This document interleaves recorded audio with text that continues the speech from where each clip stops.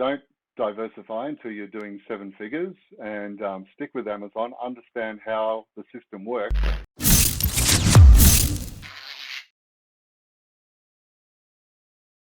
All right, folks, welcome back to the High Voltage Business Builders Podcast. I'm honored today to spend a little time with one of my clients, David, who's going to talk to us today about his experience. And as always, because this is a bit of a case study, a bit of a student conversation we're going to have here today, I want to ask David, as I always do to everyone, were you coerced, manipulated, paid, or incentivized, or otherwise showed up of your own free will to have this conversation with me today? Absolutely not incentivized, and happy to be here. Very good. Thank you for that. I appreciate that. I want to keep full transparency with you. Anything you share, obviously, will be up to you, what you would love to speak today about. I think it's important for folks to hear the story. So why don't you tell us a little bit of your story, how maybe, who you are and how you got to even be in the idea of starting on Amazon selling, and then we can take it from there. How about that? Absolutely. So I started with Amazon back in 2018. I did a program here in Australia, and like a lot of students of Amazon, I messed around for the first year and a half trying to work out what was the right product for me, what niche should I go into. Tried out a few products which didn't really work, and then actually stumbled across a product in the home textile niche. Stumbled across it actually using helium-10, showed some potential. So I launched that product with 6 SKUs, 3 color and size variations, and it seemed to do okay. My manufacturer was telling me that you're selling it too cheap, you won't turn a profit, and he was right. Okay. But the brand grew, and it seemed to get some traction. And I built that brand. At this point in time, I think I've got about 105 SKUs now. So we've got multiple products, multiple variations. Can be a bit of a handful at times, but we have been able to elevate our price over time from that starting point of averaging around $100 per unit to we now average around $160 to $170 per unit. Excellent. Excellent. So anybody who says you can't raise your prices on Amazon or you're locked into a specific area, do you believe that anymore? Absolutely not. I had to raise my prices during COVID for what are obvious reasons to us, maybe not everybody. Shipping went from $4,000 or $5,000 a container from China to West Coast to $25,000 per container.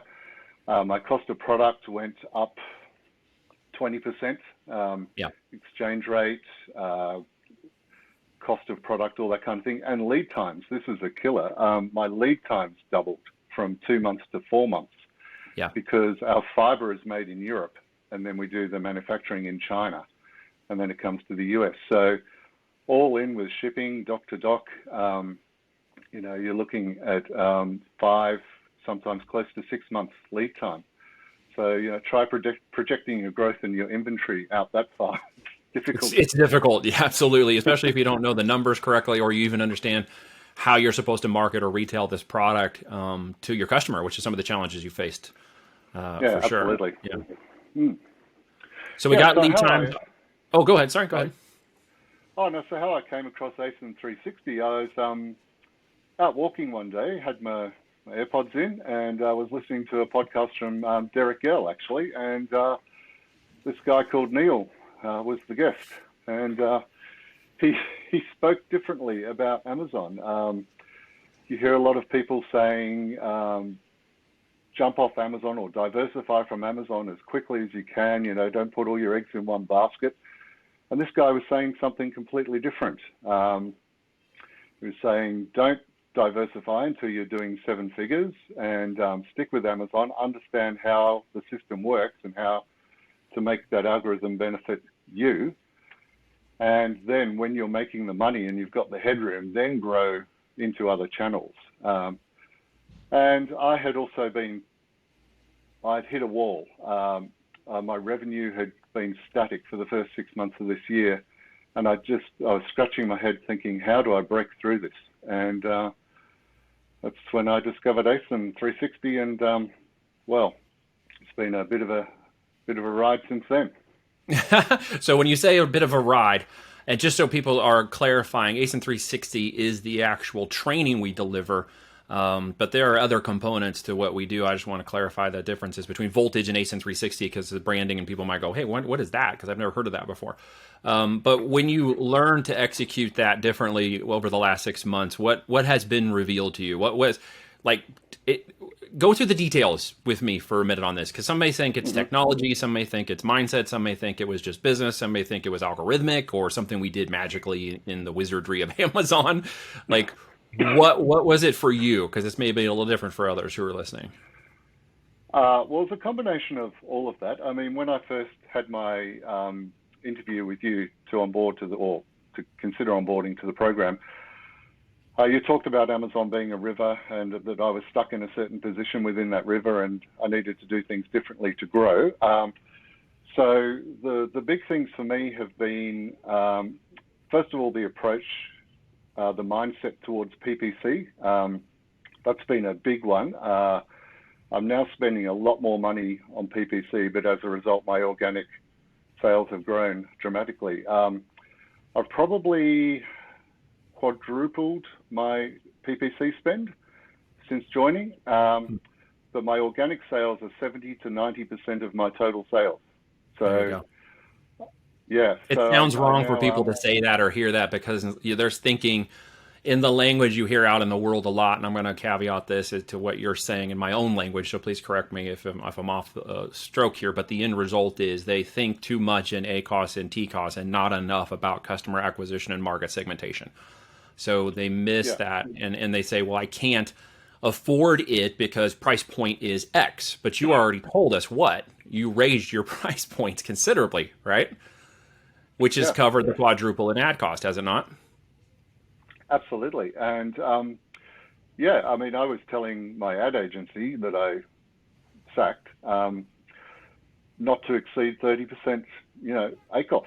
And now some weeks I've been as high as 200% ACOS. That's not every week. Interesting. Not normal, but my ACOS sort of floats between 40 and 50, but my TACOS is always around 15, 16%.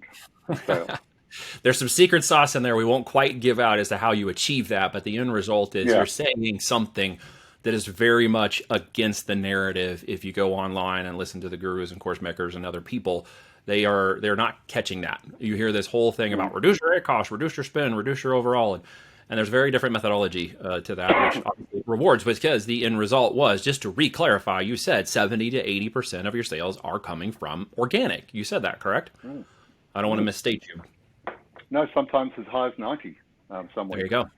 So that's a very different ball of wax, isn't it? Yeah.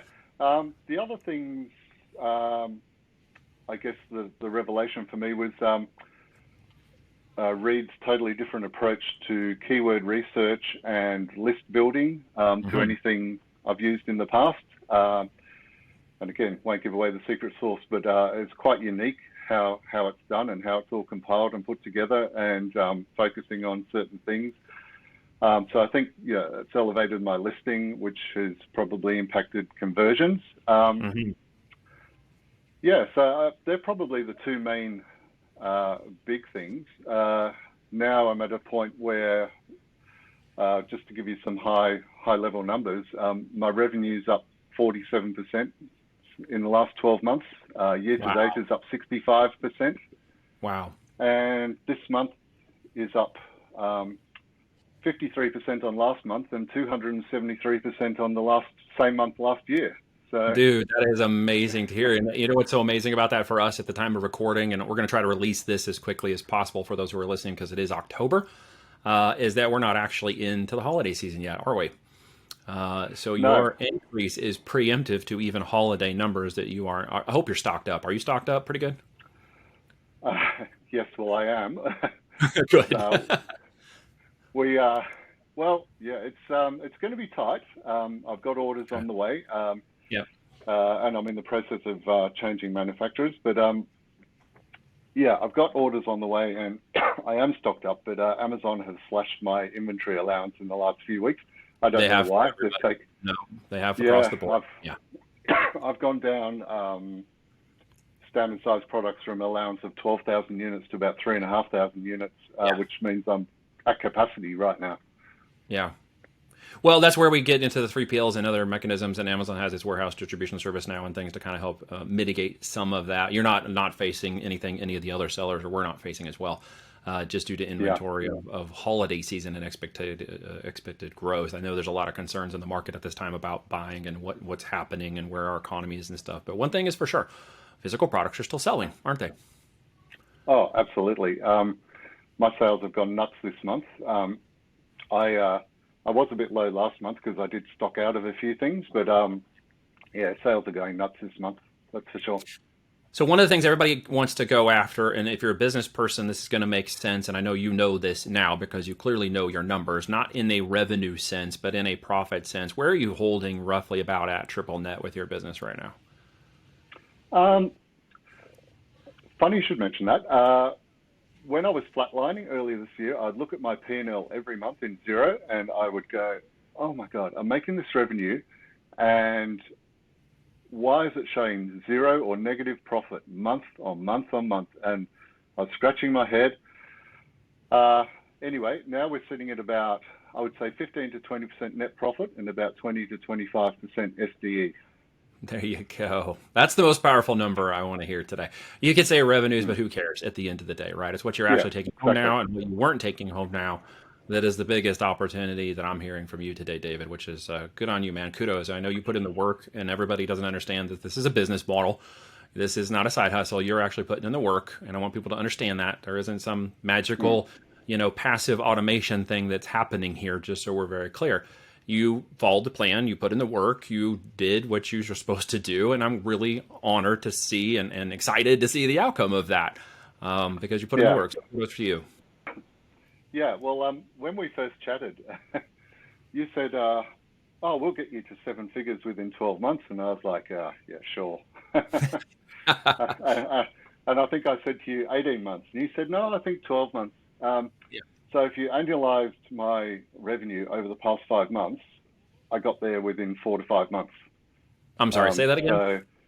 So I got to seven figures within 4 to 5 months from doing low six figures. And you moved your profit from 0 to 15 to 20%, upwards of 25% for your DDE. Wow. It was probably negative, to be honest. Yeah. Yeah. Amazing. Yeah, next thing I'll have a tax bill next, won't I? Well, yeah, but there's pros and cons, right? Taxes and death are just one of those objectives. So what are you focused on next? Obviously, holiday season is coming. We talked a little bit about that at the time we were here.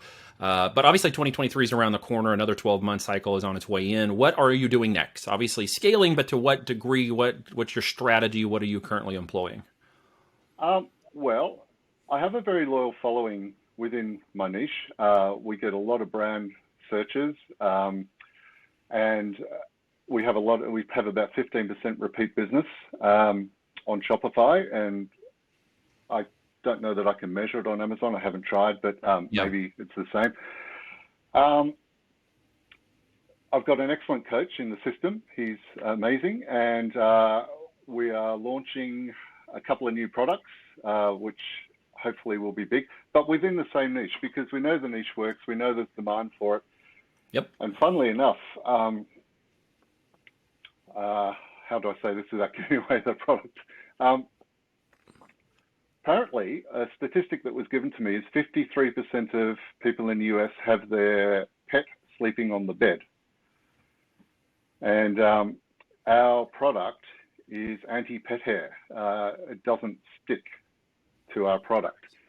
And I found this out by customers actually writing to me saying, did you know your product does this and that, and you're half the price of that other product? And it's like, wow, this is a whole new part of the niche we can be promoting to. So follow the customers. Yeah, so we're doing a website rebuild, focusing on that part of the niche, launching new products. We're also early this year, we did a big photo shoot, and I had some really professional product photography done and lifestyle photography done. We set up 4 rooms in our house as studios. We had models, we had makeup artists, we had stylists, and we did this big photo shoot. And we've elevated image game dramatically. And now I have retailers approaching me to stock my products. Good for you. Now, since COVID, all retailers want to be Amazon, so they've all got a .com platform. Yeah, they're trying. So it's not like we're putting inventory into their stores, although that might happen over time. But they all want us to be on their .com presence. Yeah. Dude, that is fantastic. Opening alternative channels, and they're coming to you because you stayed focused. And that was really the whole point of our initial conversation, was focus, because it was one of the things I know that maybe you felt, others feel that way. Those maybe want to get started or trying to figure out how would I focus on this with the time and energy required, or they may be trying to run a business and got like you for 6 or 7 months and suddenly they're flatlining and can't figure out how to get to the next step. What would you tell those folks, David, as we kind of wrap this up here? What would you say to them?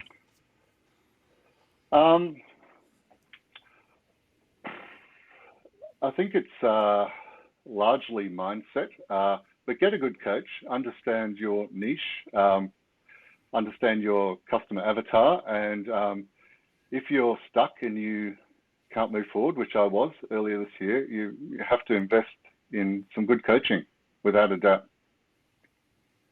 Okay.